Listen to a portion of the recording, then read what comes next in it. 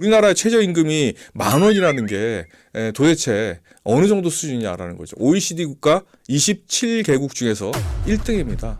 모 대비 GNI, 국민 총소득이죠. 국민 총소득 대비 OECD 27개 국가 중에 1등입니다. 무지무지하게 영광스러운 1등을 했네요. 그죠?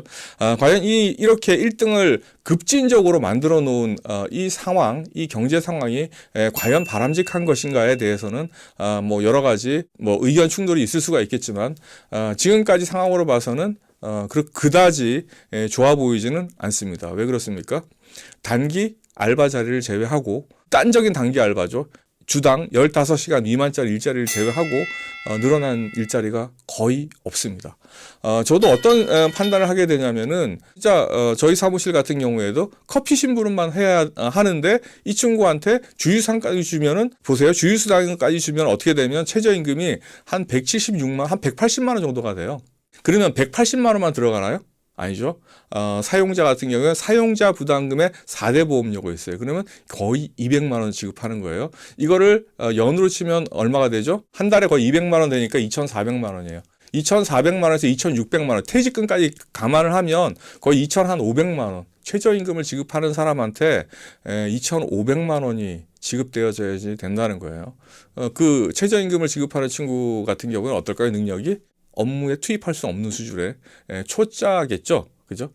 물론 그 친구를 뭐 2년, 3년 키워가지고 뭐 이렇게 배워가지고 중요한 일을 맡길 수 있게 하려면 어떻게 됩니까? 가르쳐 놓으면 또 어디 가버리죠. 중소기업 같은 게 그렇잖아요. 이런 상황이기 때문에 고민이 많습니다. 과연 1년에 한 2,500만 원을 들여서 최저임금 상태의 아이를 교육을 시켜가지고 2년, 3년 데리고 있다가 그 역할을 제대로 했을 때, 그리고 최저임금부터 계속 올라가잖아. 연공 서열에 따라가지고. 그죠? 이런 상황을 감안했을 때 과연 이 최저임금을 버틸 만한 중소기업이 있을까라는 고민을 하게 됩니다. 고용주 입장에서 보면요. 그러면은 누가 취직을 시키려고 할까요? 저 같으면은 그냥 경력직 일을 제대로 할 수 있는 친구를 조금 더 주고 채용을 하겠죠. 그러면 청년들은 어때요? 일자리가 없을 수밖에 없죠. 실질 체감 청년 실업률 25% 된다고 하니까 청년들한테 주어지는 기회는 점점 줄어들고 있습니다. 그리고 저희 같이 이제 은퇴를 해야 될 뭐 50대 뭐 이런 사람들이 은퇴를 안 하죠. 왜? 불안하니까. 그죠? 살아야 될 나이, 평균 수명이 길어졌잖아요. 살아야 될 나이는 많은데 일을 할 수 있는 체력도 되죠. 그런데 지금 그만두게 되면 어떻게 돼요? 문제가 있으니까 자기 임금을 낮춰가지고 그러니까 노동시장으로 들어오려고 하는 소위 청년들하고 경쟁을 하게 되죠. 그러면 기업 입장에서는 어떻게 돼요? 경력이 많고 이런 원숙한 사람들을 채용을 하겠죠. 그죠? 그러면 또 청년들은 또 한 번 고배를 마시게 됩니다. 이런저런 이유로 우리 청년들이 쓸 자리가 너무 없어지고 있다라는 안타까운 현실을 이해를 하셔야 되고, 이거는 급진적으로 만약에 우리가 주휴수당을 고려하지 않는다면 어떨까요? OECD에서 7위 정도의 최저임금, GNI 대비입니다. 국민 총소득 대비, 소득 대비 최저임금이 지나치게 주휴수당을 고려하지 않고도 7위라는 건 대단히 높다라는 거죠. 우리 같은 우리나라는 어때요? 지극히 노동으로다가 어떤 것들을 창출해야 돼요. 아직까지는. 그죠?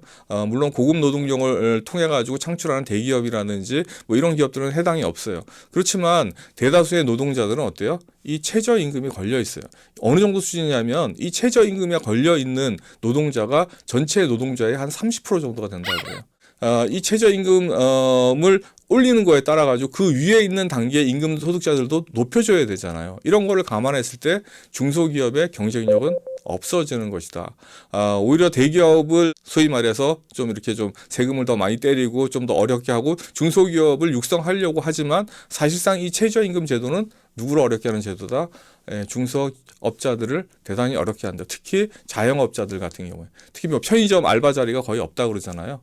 이런 현실들을 우리가 좀 이해를 하고 우리가 앞으로 어떻게 될 것인가에 대한 이야기를 논의의 방향을 설정하는 게 좋을 것 같습니다. 그래서 오늘 최저임금 제도에 대한 개론적인 이야기를 해봤습니다. 오늘 여기까지 하겠습니다. 고맙습니다.